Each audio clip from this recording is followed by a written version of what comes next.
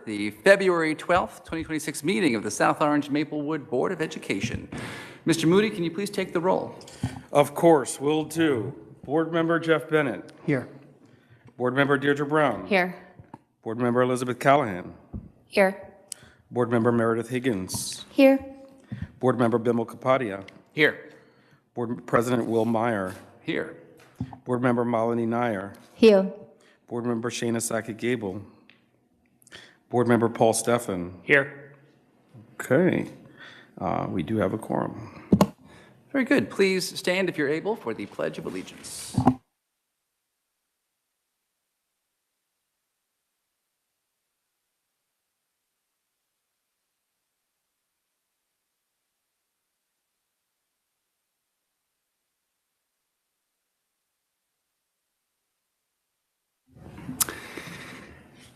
Adequate notice of this meeting was sent from the office of the Secretary of the Board at 4:26 p.m. on February 2nd, 2026 to the Maplewood and South Orange Township clerks and the editors of the News Record, the Star Ledger, Tap Into Soma, and the Village Green.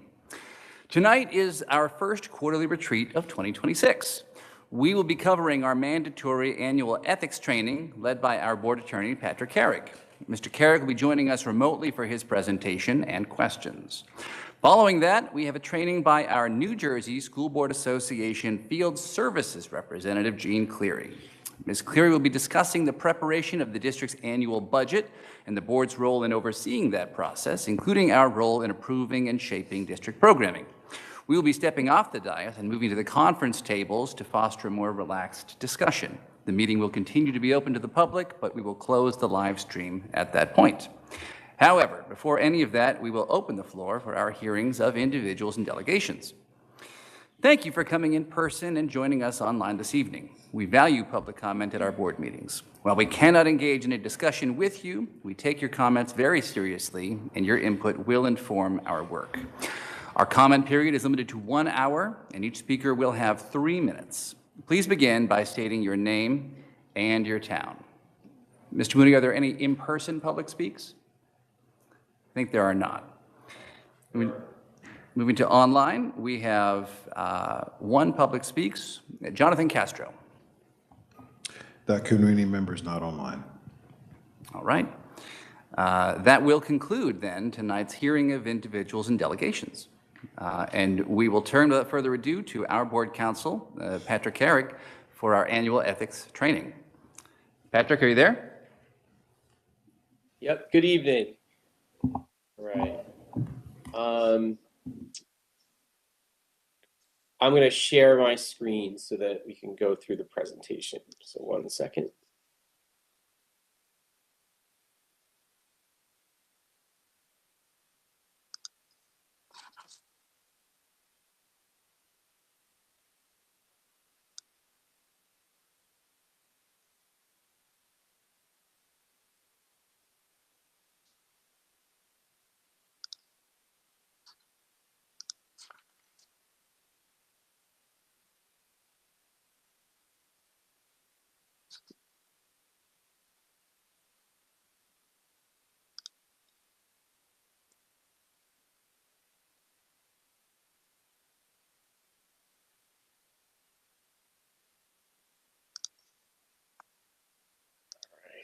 Hopefully that worked.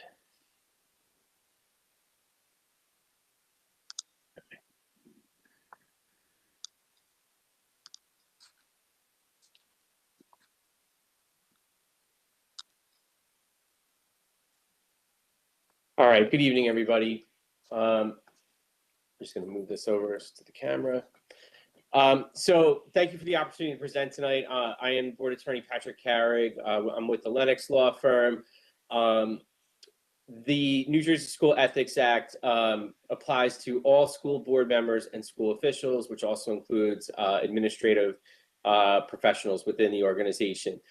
This is intended to focus primarily on board members and topics that are the most common things that board members are going to see in the course of their service as a board member. It is often said that a Board of Education member is the most heavily regulated elected official that exists.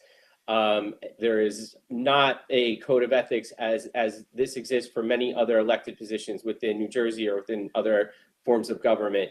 And so you guys are the lucky ones to do not only free service, but to do heavily regulated free service. It is important that you do this every single year because it can become, or it is part of your QSAC requirements, which come up every 3 years. And so without further ado, so basically what the School Ethics Act is a self-policing statute. Board members are individually bound and charged with understanding and complying with the ethical standards set forth in the School Ethics Act. You're not without opportunities to get understanding and learn from others. You have access to your fellow board members that have experience on the board. You have access to your superintendent, and then through the appropriate channels have access to the board attorney to assist you in understanding the bounds of ethical conduct under the Act. I handle approximately a half dozen to a dozen School Ethics Act violations a year annually. They're not fun, they are costly, and unfortunately, when they are filed and start, they will often last a year to even more than a year, depending on how far they go through the process. And so the better thing to do is to avoid it. The analogy I like to give is that, you know, if you walk right next to the pool, you could possibly fall into the pool. So in your conduct as a board member, let's be a few feet away from the pool and not have to worry about falling in.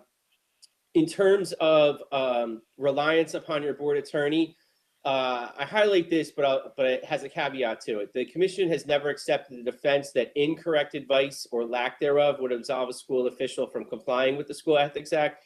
However, what it does do is, if you rely upon attorney advice and it is ultimately found to be incorrect and it is you have a violation of the School Ethics Act, they will consider it during the penalty phase, and often it can result in no penalty at all.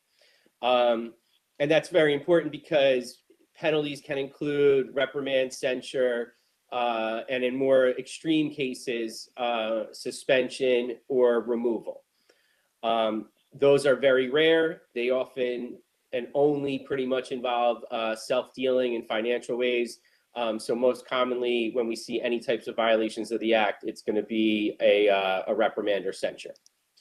So I call it the big three in terms of where it most commonly arises. And I've been doing this presentation several times over the last few weeks. I am going to have to amend it in the future to call it the big four. This will touch upon social media, and that's definitely part of the big four now. So number one is collective negotiations. When you get onto the board, one of the biggest things a board member does is participate in the negotiation of union contracts.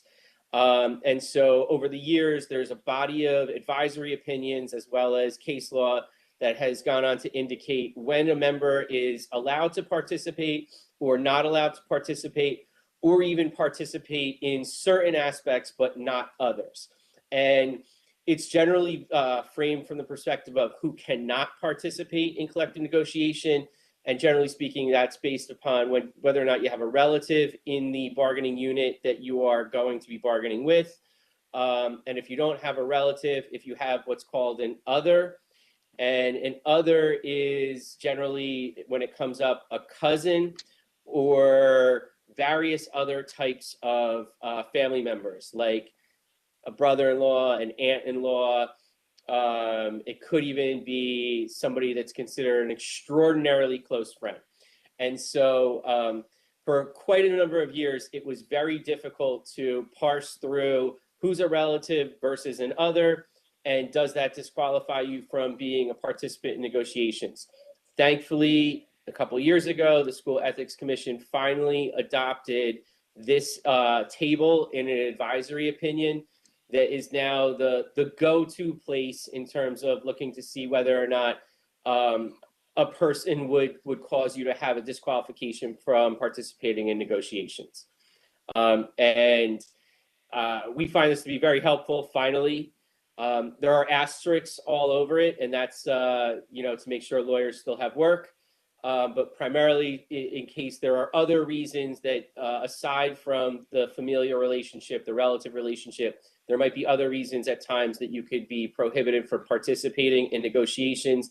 Those often are where the School Ethics Commission has determined that the relative is not going to cause you to, in general, be prohibited from participating. But then if they have a more serious involvement in their local union, or if they participate in negotiations as a negotiations chair or on the negotiations committee team for their district, then the School Ethics Commission tells us to scrutinize that a little bit further, because that might result in you being prohibited from participating. So that's what the absent another conflict usually means. There could be other things, but that's usually where it pops out. I highlight this slide because this kind of shows you that advice changes from the School Ethics Commission. So with regard to negotiations committee selection, or frankly, any committee selection, most boards of education, the president selects who's on the committees and has unilateral authority to do that. And so back in 2001, pre the School Ethics Act and the Code of Ethics, or I should say pre the Code of Ethics, the board president, even though that board president had a conflict of interest with regard to negotiations because their spouse was employed in the district, the commission at that time in an advisory opinion said, no big deal, even though your spouse is in the bargaining unit, we'll let you pick the negotiations committee. And it wasn't an issue. Fast forward to 2023, and now the School Ethics Commission's advice on that is that, nope, if the board president has a conflict with the bargaining unit, then the board president cannot pick the chairperson or the committee for that bargaining unit. And so over time, there are a number of occasions where their advice has changed, and they recognize this. And one of the good parts about it is if you rely on an advisory opinion, it later becomes determined through a court proceeding and final review by the School Ethics Commission on a full record that they decide that that advisory opinion was wrong and a misinterpretation of the Code of Ethics or the Act, and it should be found to be a violation. You will not receive a penalty at all because you relied upon their advice. Some recent decisions that show this in action. A1621, the way these come out, they are numbered as they come out. The second number references the year that they came out. In that one, board's member's ex-spouse was a member of the local union. So normally a spouse is considered a relative, and if they're in the union, you would be barred from participating in negotiations. But this was an ex-spouse. So they were trying to figure out what the ex-spouse would be deemed. They considered that person an other. And the board member was advised not to participate in negotiations or be involved in the matters involving the superintendent because the ex-spouse was an employee. That prohibits them from voting on the superintendent. And it also prohibited their participation in negotiations. A2021, they considered an aunt-in-law and a distant cousin in the union, others, but said that did not prevent board members from participating in negotiations. So in that respect, an aunt-in-law and a distant cousin, which I would assume is at least beyond a first layer cousin, is not going to prevent you from participating in negotiations. AO322, the same statewide union bar remains in effect even for employees that have intentionally withdrawn from the union. So you may recall a few years ago, the United States Supreme Court issued its decision in Janus that said that members of the union didn't have to pay union dues anymore if they didn't want to, because the Supreme Court felt that it was a violation of their First Amendment rights. It was compulsory speech. And so following that decision, a number of people throughout the state that were in the teachers union or in a bargaining union stopped paying dues and quote unquote, essentially withdrew from the union. And so there were board members that were coming to us saying, well, my cousin or my whoever it is not in the union anymore because they don't pay the dues. And A0322 came out and said, no, the same statewide union bar remains in effect because even though they're not in the union, their terms and conditions of employment are still spelled out in the collective bargaining agreement. And so to the extent that you would participate and vote on that, you would still be impacting directly, potentially a relative or an other's terms and conditions of employment. In A1123, a mother-in-law is a relative and creates a conflict. So they're basically saying mother-in-law is close enough to create the conflict, but an aunt-in-law is not. And then A1023, the SEC advised that the board member has a conflict with respect to the immediate supervisor of their child and to all other employees and administrators up the chain of command, including the superintendent. That was a child employee, by the way, not a child student. And so that decision is basically indicating that if you have a child, which is an immediate family member, or a relative that's employed in the district, your conflicts extend to everyone in the line of authority above that person. When you're conflicted on a personnel matter, you can't participate in any discussions with regard to that person at all, whether it's post-hire, whether it's an action in executive session or discussion in executive session or an official vote that takes place. That decision, by the way, was in existence long before. There was an advisory opinion in 2012. The board member's brother and husband were teachers. The board member sought an advisory opinion as to whether they could participate in closed session discussions and performance evaluations of direct administrators, including the VP and the assistant sup that were in the line of supervision of her brother, or participate in the negotiations of her brother's unit. Commission said no, the board member should not evaluate or review the positions of the supervisors of a sibling. So again, it was all the way up the chain. I highlight this one because the board member did the right thing there in 2012. When there was a question, you have the opportunity to go to the School Ethics Commission and ask for an advisory opinion. And so in that instance, what you do is you basically send them a letter saying, I'm seeking an advisory opinion, and then you give them the circumstances of what it is that is the proposed action. And that's the key piece. It can't be action that's already been taken and then ask them an opinion of whether or what you did was a violation. It has to be prospective in the sense that you're saying, I might confront this in the future, or this is about to come up in the next couple of months. And I say months because when you file this, it's going to take probably 3 months to get a response. At least that's how it used to be. And I expect it probably is still that way, if not worse. So if you have a question, of course, like I said earlier, you go to the superintendent, you go to the board attorney, and if we're still really questioning whether or not it could be a violation, this becomes another option. And you don't need me to do it, by the way. You can do it on your own, but I often assist in those. And so overall, a personnel conflicted board member may not be involved in any discussion pre or post hire. So if they're a candidate for a position with the district, can't be part of that discussion, can't be any part of discussions afterwards, may not be part of any aspect of the vetting process or any evaluation or any contract discussion post hire. And the conflict exists with the entire line of authority. So that includes curriculum supervisors, if they oversee the department that your relative teacher is in, the assistant principal of that building, the principal of that building, up through the various directors through the superintendent. So turning to the next big three area is the board member's role. There are several sections of the Code of Ethics, but this is the one I highlight because this is the one that can at times be the one that gets questioned, probably the most commonly. I will carry my responsibility not to administer the schools, but together with my fellow board members, see that they are well run. So with respect to a board member's role, it's not to get involved in the day-to-day functions. It's to overall see from a higher up view whether the general operations of the school district are going well. And that's primarily done through the interaction with the superintendent. Do we have a good feel that overall everything's going well, but not to get directly involved in the day-to-day operations and the minutia that is actually the role of the district administration. With the Code of Ethics, there is a subsection part that speaks to,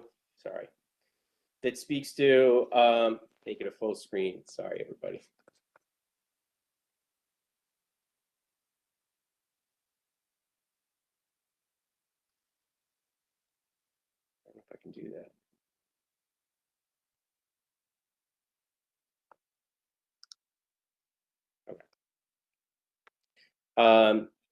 So with regard to the code of ethics, there are subparts that specify exactly the type of evidence that is required to prove violations.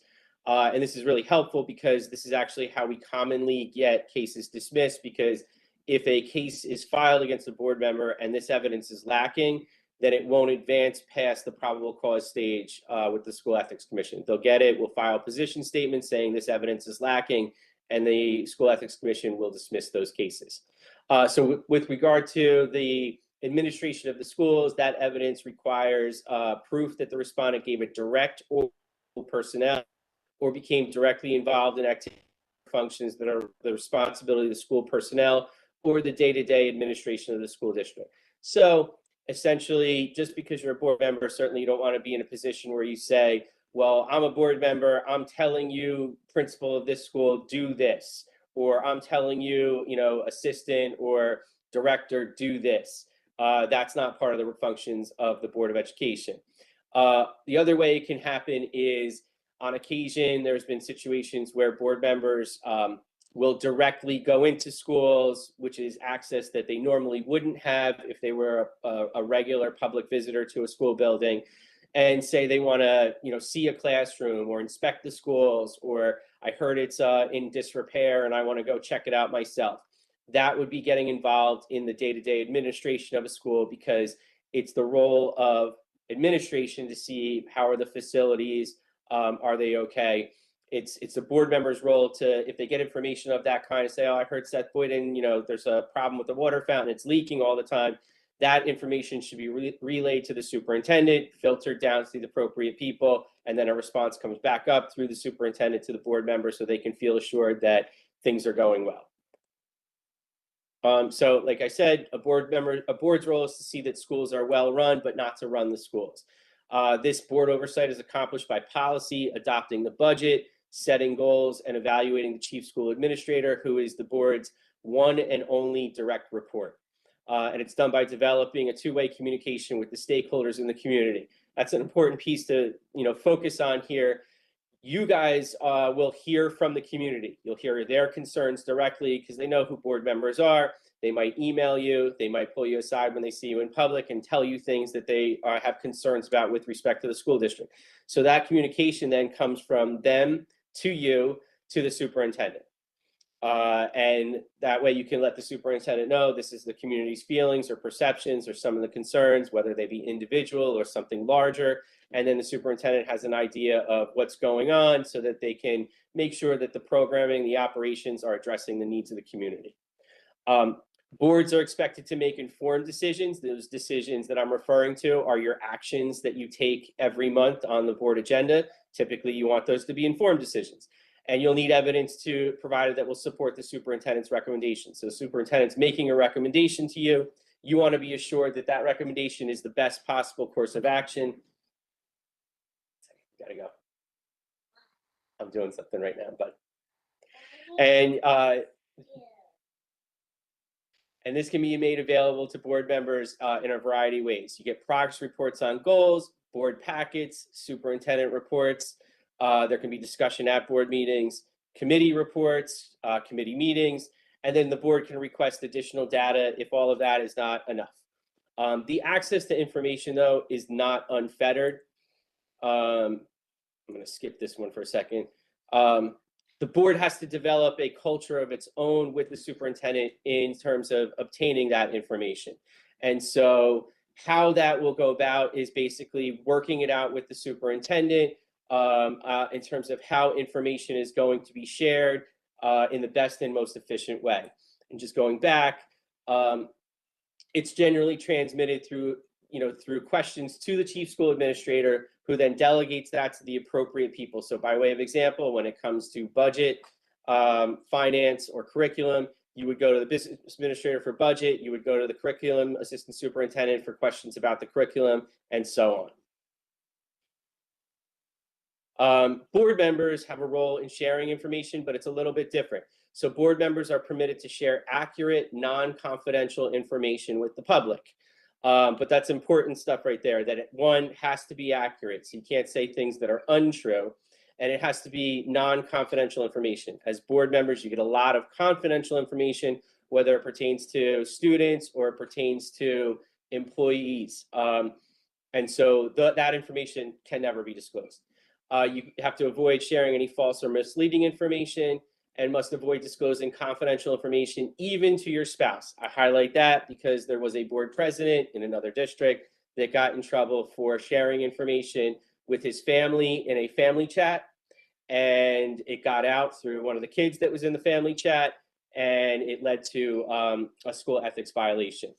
Board members should exercise discretion when discussing matters discussed in committee or initiatives. Some places call committees initiatives meetings. In those sections, the board members are often have sharing information that is in the pre-decisional phase. They're having discussions, asking questions, and trying to come up with the best solution. And you don't want to go and necessarily disclose what other board members were asking or talking about in those, because it's a good place to share information, play devil's advocate, and hopefully the best idea comes out in the end. Where requests for information, documents, or records are not related to a current superintendent recommendation or issue before the board, the general practice is for the board as a whole to make a request for specific information, documents, or records. I have been on boards before where someone gets elected and they come in and they say, all right, I'm on the board now. I want to see the forensic audit that was done 7 years ago. And, it's 7 years ago, it's done, it's not a priority anymore. And so at that point, it shouldn't be brought to, it shouldn't be something that they're seeking because it's not part of the current agenda items. You gotta go. Other limits on the board's member access is that it prohibits a board member from accessing the personnel file of an employee, except in those instances where the employee is being recommended for or subjected to an employment action. So as a board member, you can't just walk in and say, I want to see the personnel file for this employee. The case law is very specific that the superintendent is to safeguard that from disclosure. Another time, this is the second case, a board member requested the home addresses of all non-tenured employees. And the purpose of that was to send them a mailer to say to them, this is when they did April elections, that they would be up for election. And since this board member voted on their tenure, they were just suggesting to them that maybe they should vote for them. And that was a violation. So this leads us into the social media discussion. So board members have First Amendment rights. They're permitted to go and still speak their mind on issues of public concern as private citizens. The School Ethics Commission has noted that you should use a disclaimer, but sometimes a disclaimer alone may not be sufficient to prevent a violation of the School Ethics Act, where the statements may give the appearance that the individual is making them in their capacity as a board member or on behalf of the board. So how does this come up? You go and you give the disclaimer up front, and then completely ignore the disclaimer and start referencing that you're a board member and speaking on board issues and getting into things that you shouldn't get into. You gotta stop. You're killing me. Patrick, you can have him share the next slide if you want to. Sorry. You can have him do the next slide if you want. You can tag team. The lack of a disclaimer is not always a violation. So sometimes you'll get in the course of posting on social media completely unrelated to the board, very obviously unrelated to the board, and you don't use a disclaimer. And in those circumstances, the School Ethics Act, basically, the School Ethics Commission has said, use common sense here when making these decisions, or that they'll use common sense. And if they can make it clear that the social media activity was not related to board action, then they'll say that the lack of disclaimer does not make it a violation. And like I said earlier, you can have the ineffective disclaimer where the author is writing his endorsement of a person and his opinions are his own, and yet then goes right into using their board membership to influence a situation. There's concepts that you'll hear about. So there's board action, which is, your votes. It's your speaking at the meetings. Public action, same thing. It's the actions that you take at the board meetings in public after being at a properly noticed meeting. And then there's the secondary concept of private action. private action is basically something that's not board action. So it can be posting on social media as a private citizen. It can be calling someone in your own private capacity where you say, I am a board member, but I'm doing something without board authorization. So for example, you're not a chair to the committee, the board hasn't authorized you to do certain things. Where a board member sent a letter to a private donor in their capacity as the chair of the board's technology committee, the board had not authorized that. They found that to be a violation. So even though it was altruistic, even though they were trying to, in that situation, raise money for the district, it was actually considered private action that they weren't supposed to take. This is another recent decision. It's actually up on appeal. In this matter, a board authorized the board attorney to go after another sitting board member by filing a school ethics complaint.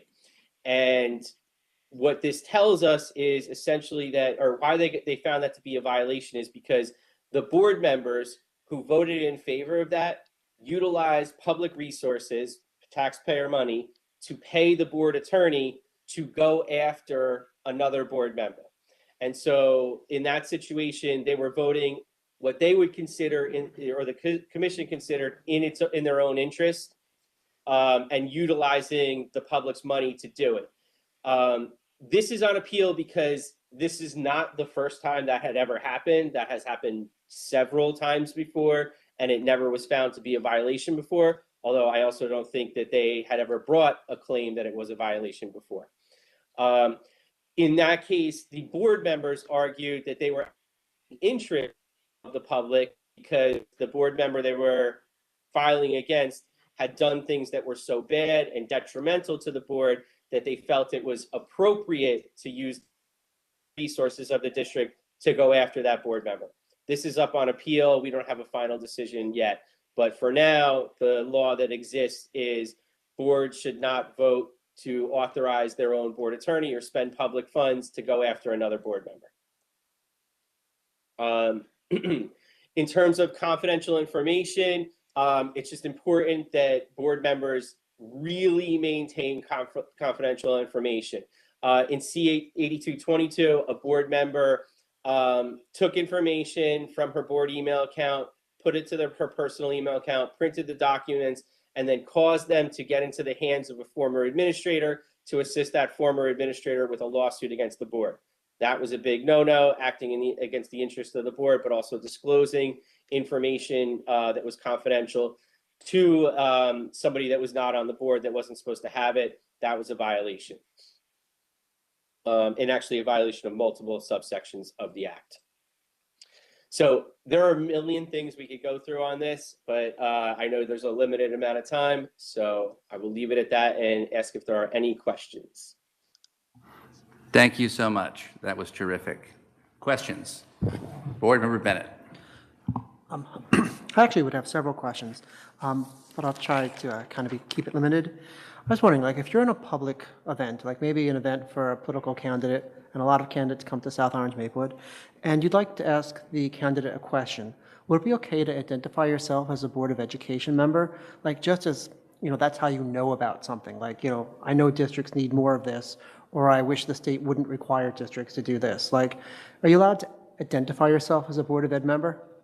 Yeah, so definitely yes. The way the school ethics disclaimer works is when you're speaking on matters of public concern as a private citizen, and I'll get to your second part as the board member themselves in a second, but as a private citizen, the School Ethics Commission says you should disclose that you're a board member, but then say, I'm speaking as a private citizen. In that respect, where you're giving the example, so you're at a campaign event, you want to know the position of that person. The question that arises is, are you doing it because you're a citizen and you're interested in that role, or are you doing it as a person that's a board member to the board and you're interested in understanding there?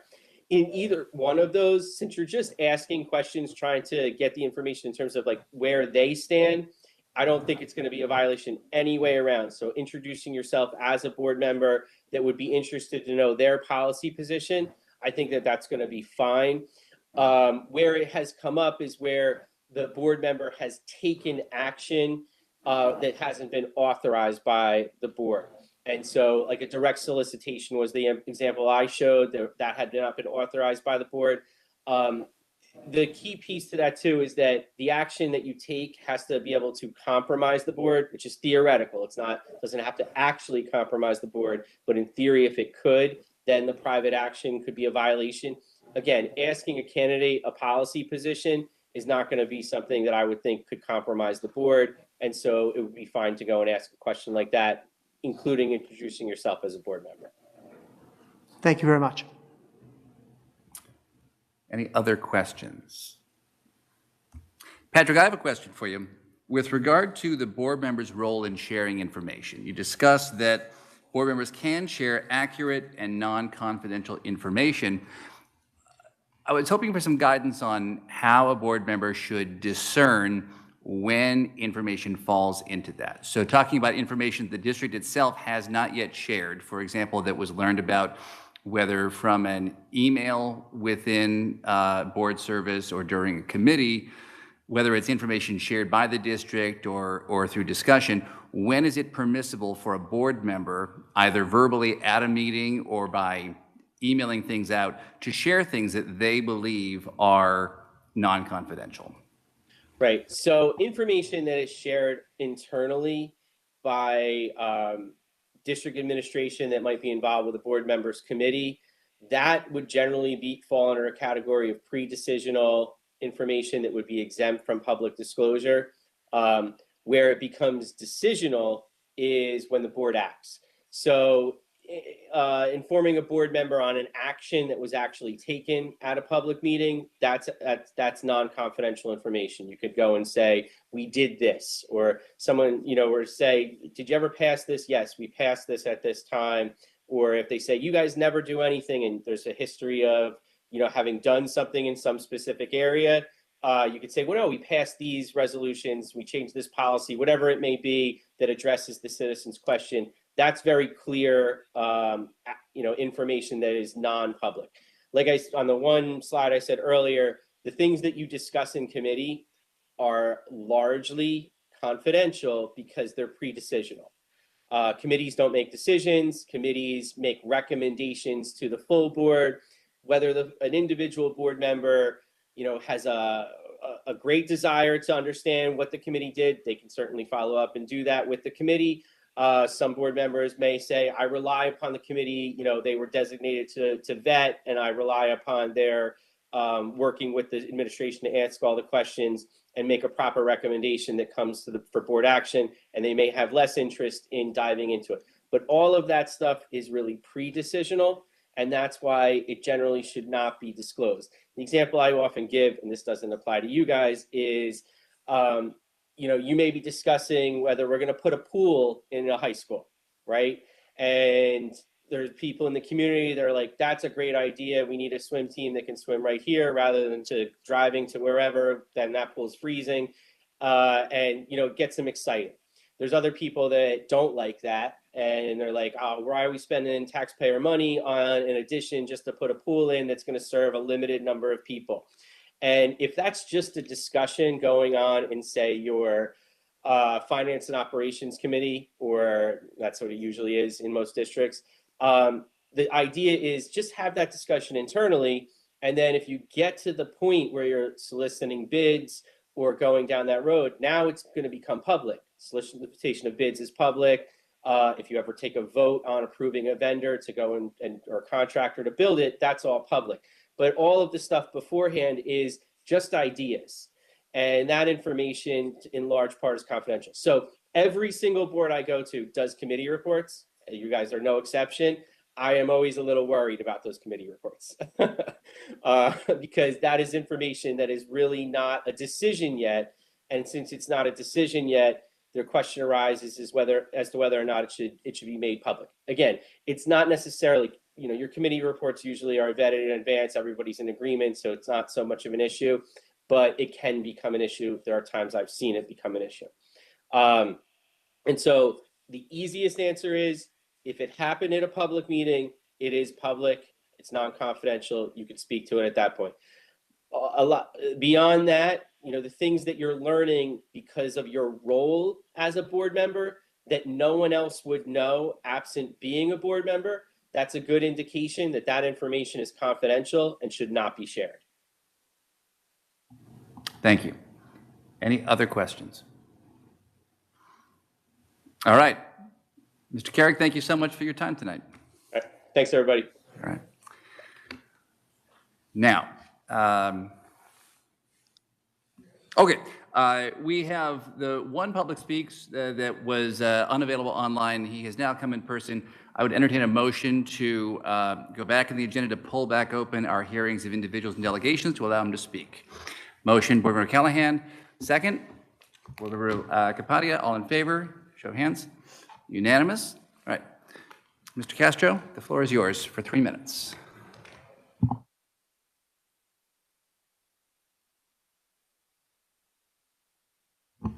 Hello?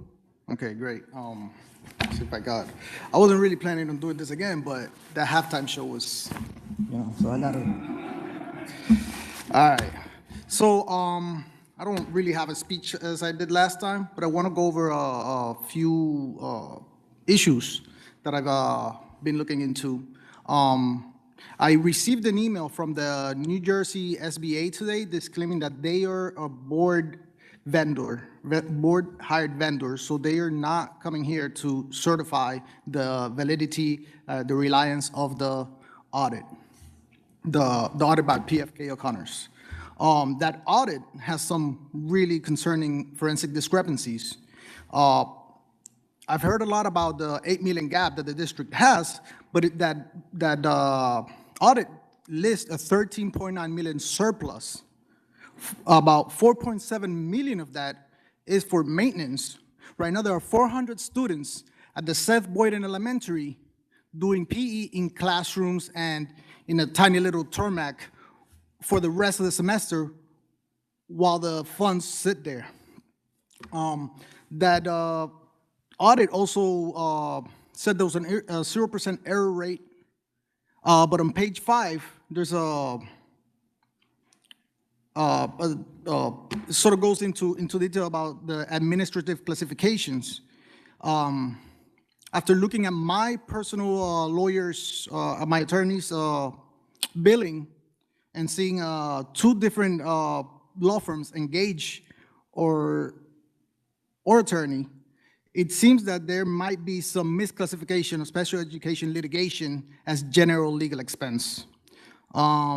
It lists Dana Sullivan for 600,000.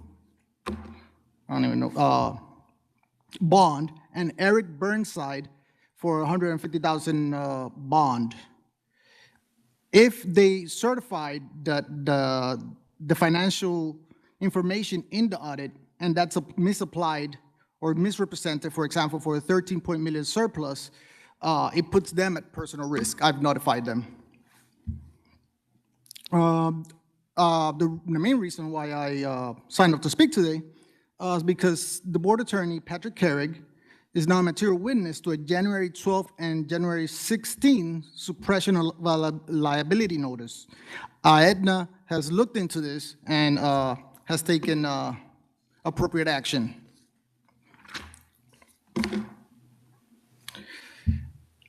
On January 29, when I spoke here, I said I specifically warned you not to vote without notifying your insurance. Apparently, you didn't notify them, hence why they had to take corrective action. And again, the last time I was speaking about a 30-to-1 waste ratio litigating against my my specific family. That number has likely now raised to 200,000, a 40-to-1 legal ratio, as opposed to just providing the necessary services. And as soon as I signed up, but finish your thought. Yeah, as soon as I signed up to come and make public statements, the district announced that several future budget sessions will no longer be recorded or streamed.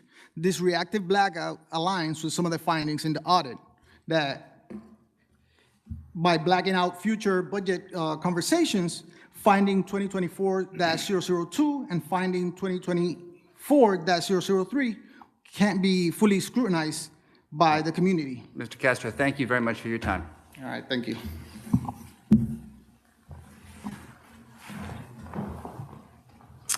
All right, so that will again conclude tonight's hearing of individuals and delegations.